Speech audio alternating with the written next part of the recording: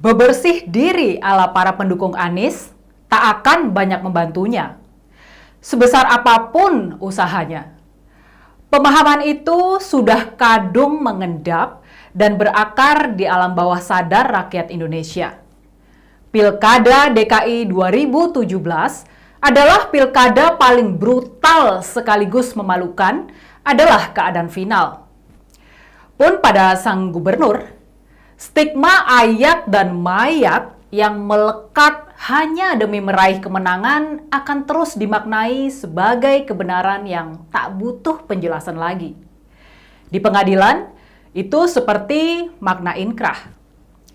Jadi, usaha para pendukungnya yang belakangan ini demikian gencar membuat narasi bahwa Pak Gubernur adalah korban propaganda jahat justru terdengar seperti lawakan.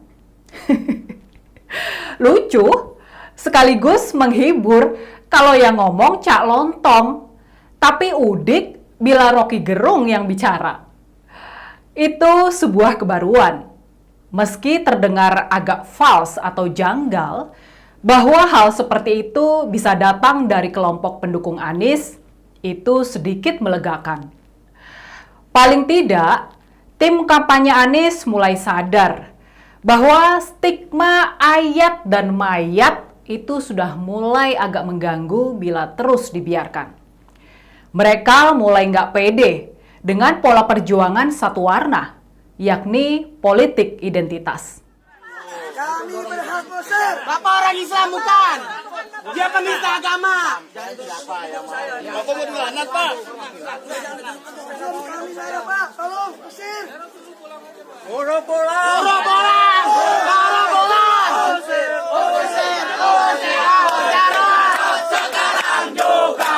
Usir, usir, usir Jarod. Usir Jarod sekarang juga.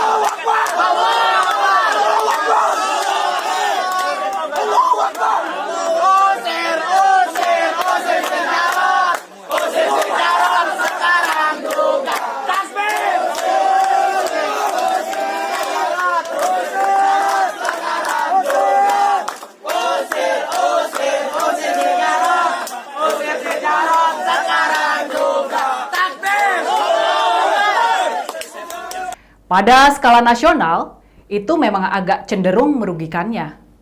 Artinya, bila benar dia kelak akan maju, cara brutal seperti pada Pilkada DKI ada potensi tak akan diulangi lagi. Pada situasi kebangsaan, ini tentu sesuatu yang agak melegakan. Ketemu lagi di Opinita, Opini Leonita bersama saya, Rini Budoyo.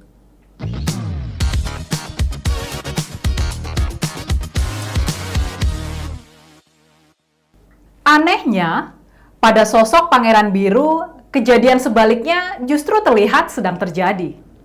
Rasa mindernya karena merasa masih penuh dengan kekurangan, telah membuat dia sibuk mencari simbol-simbol yang lain. Dia menampakkan citra diri yang masih saja merasa kurang pede, meski telah bergelar keturunan Majapahit yang entah karena wangsit apa tiba-tiba muncul.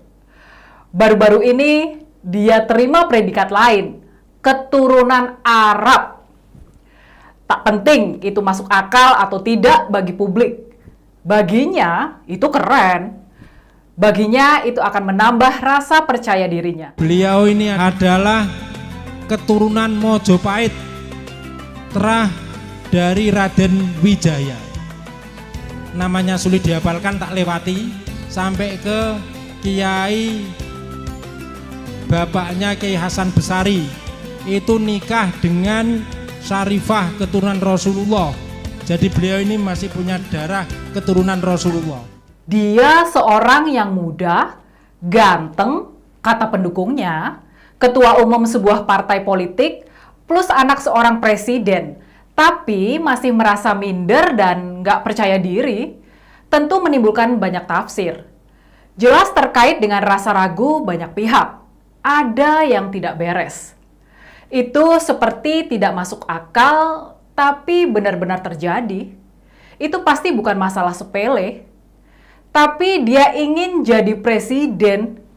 Bukan hanya dirinya yang ingin.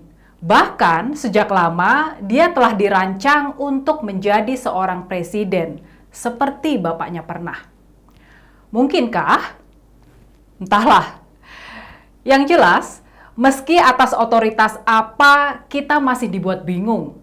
Terbukti, dia dikabarkan telah melantik 313 kiai langgar di Banyuwangi, nggak lama setelah gelar barunya sebagai keturunan Arab disahkan. Faktanya, baik yang melantik dan yang dilantik semuanya terlihat senang dan sumringah. Demi politik, semua adalah mungkin di negeri ini. Apakah itu lantas menjadi seperti dagelan? Sepertinya tidak. Bisa jadi, Sang Pangeran Biru justru belajar dari Pilkada DKI. Dia belajar dari fakta bahwa politik identitas membawa dampak signifikan dan mampu mengantarkan Anies menjadi gubernur. Bisa jadi, pada 2024 nanti, bukan Anies yang akan memakai politik identitas, namun Sang Pangeran Biru. Kalau benar nanti pakai politik identitas, emang ada potensi untuk dia menang? Jangankan menang, sempat melakukan kampanye saja sudah mustahil. Tak ada data dapat dibaca bahwa pada 2024 nanti dia akan mampu turut dalam kontestasi Pilpres tersebut. Batas 20% presidensial threshold terlalu amat sulit didapat dari ajakan koalisi dari partainya, meski hanya maju menjadi cawapres misalnya. Tak ada bisik-bisik itu. Apalagi benderang pernyataan. Emang bapaknya nggak bisa bantu? Pada Pilkada DKI, meski bapaknya belum terlalu lama menjabat presiden, putaran pertama saja sudah tumbang. Tak ada tampak pengaruh dari sang ayah mampu melejitkan namanya. Apalagi pada 2024 nanti, bukan? Bukankah itu sudah berjarak 10 tahun sejak sang ayah tak lagi menjabat sebagai presiden, dan maka makin jauh dari rasa punya pengaruh. Itu terkait sang ayah. Pada diri sendiri pun, dia terlalu banyak menebar kendala yang tak mudah dilalui. Dia sendiri saja masih nggak yakin pada dirinya sendiri, dan maka butuh artifisial gelar yang macam-macam. Masa orang lain bisa yakin? Itu nalar sederhana. Bagaimana dengan Anies? Narasi yang sedang dibangun bahwa Anies adalah sebagai korban propaganda pada Pilkada 2017 lalu jelas lawakan.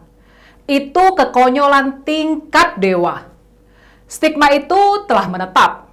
Sepertinya, usaha menjadi sebersih apapun dia nanti, mayoritas rakyat Indonesia masih akan takut terbawa terlalu jauh pada akibat perpecahan dan sangat tidak menguntungkan itu. Ada ongkos terlalu mahal dan mustahil, rakyat nggak tahu.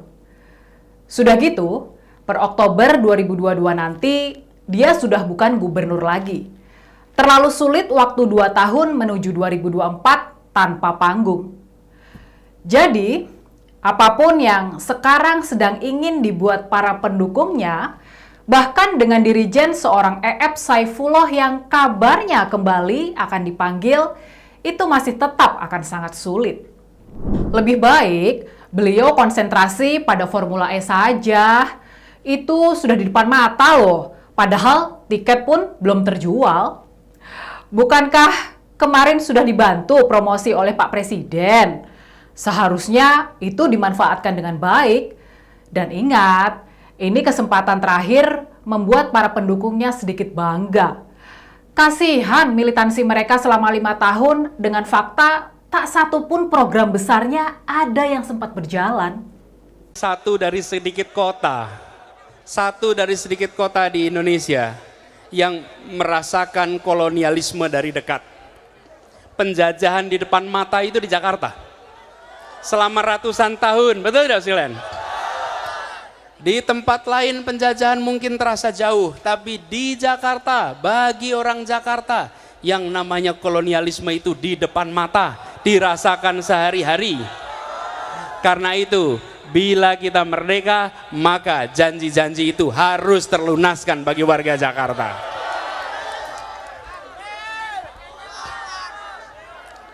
Dulu kita semua pribumi ditindas dan dikalahkan. Kini telah merdeka, kini saatnya kita menjadi tuan rumah di negeri sendiri. Jangan sampai Jakarta ini seperti yang dituliskan dalam pepatah Madura. Itik se atelor, ayam se ngeremi. Katanya, itik yang bertelur, ayam yang mengerami. Kita yang bekerja keras untuk merebut kemerdekaan, kita yang bekerja keras untuk mengusir kolonialisme, kita semua harus merasakan manfaat kemerdekaan di ibu kota ini.